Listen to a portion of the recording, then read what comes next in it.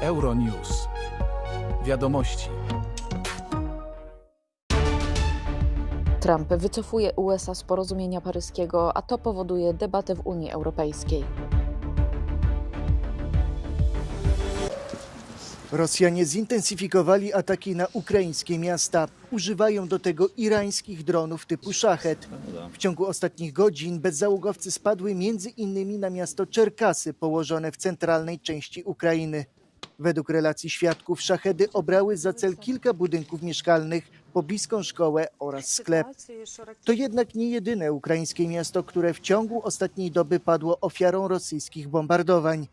Ukraiński sztab generalny podaje, że Rosjanie wystrzelili ponad 130 dronów na Pokrowsk.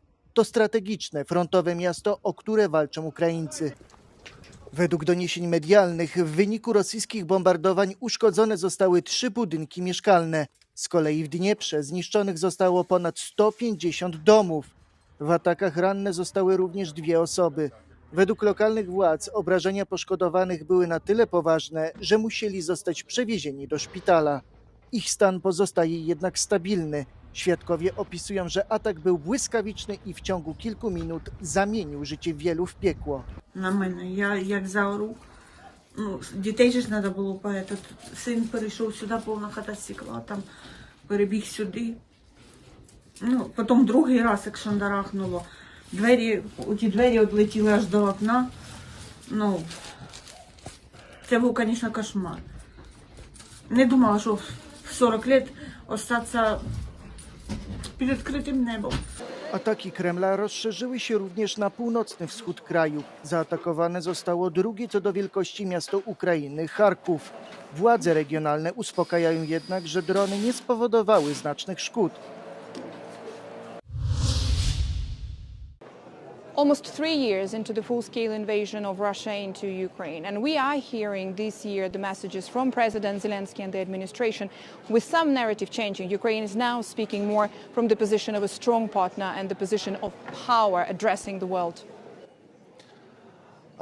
Yes, you're absolutely right. 3 years, practically 3 years of the war. And of course, no more than President, no more than Ukrainians want to end this war, but end this war by just peace. And of course, we are listening there and we appreciate this readiness for the activity of the new President of the United States, new administrations, to really make its reality to end this war by just peace. And of course, why it's not. I can't say that it's change of our narratives or it's our positions. Our position is absolutely clear from the very beginning. We are victim of these aggressions, and we really want to restore the just peace. We want to end this war. But of course, this year in Davos, the President's speech and his address was especially for this momentum for Europe. And I saw that in some articles it was titled, the general message from his speech, it's Europe, wake up. Because it's necessary to keep this unity. It's necessary to be together, Europe, United States, with Ukraine, and go to the peace through the force. Donald Trump, during the debate in the summer, he refused to say whether he sees the end of the war in Ukraine as Ukraine's victory, or what he says, the end of the war in Ukraine. Do you think he sees the end of the war as the victory of Ukraine? You know, I think it's not necessary, not in the statements of the President Trump, of other leaders, to try to found exactly victory.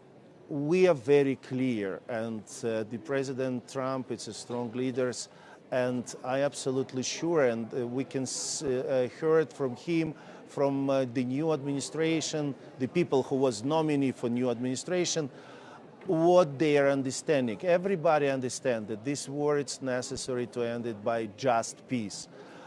In the speech of the presidents, in the statements of the Ukrainian officials, we always said that victory is equal of just peace.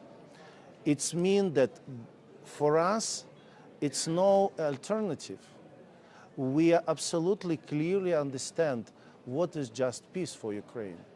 And I absolutely hope that our partners in the same positions, but you know, words, it's words. Most important, it's actions. But what we still have huge support for Ukraine in American society. We see the very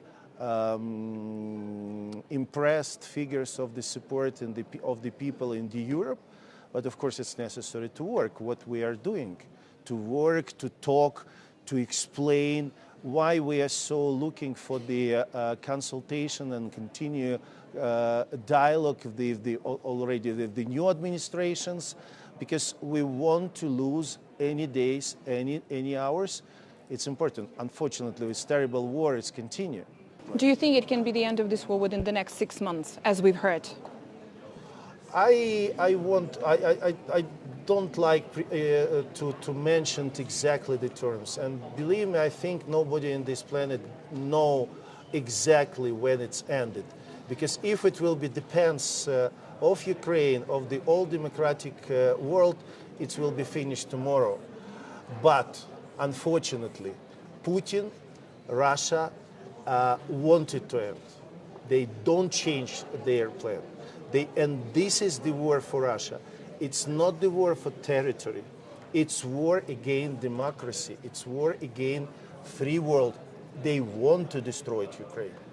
But 3 years. We're still fighting. We're still strong. We're still brave. And I'm absolutely sure that we get this just peace together with our friends and together with our partners. Дякую.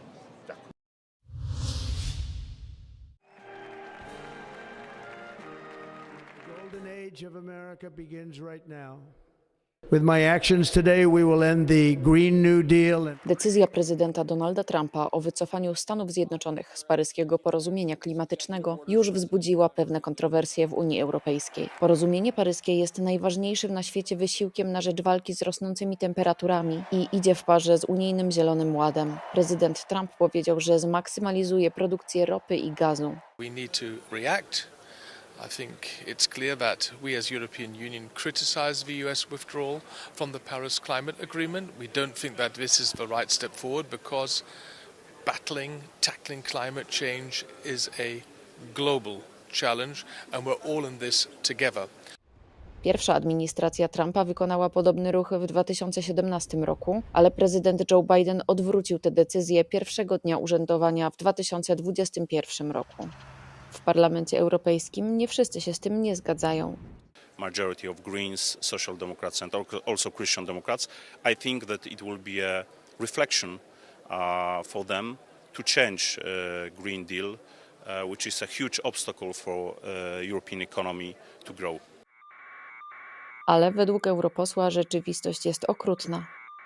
Last year, it was the hottest year ever recorded in a way.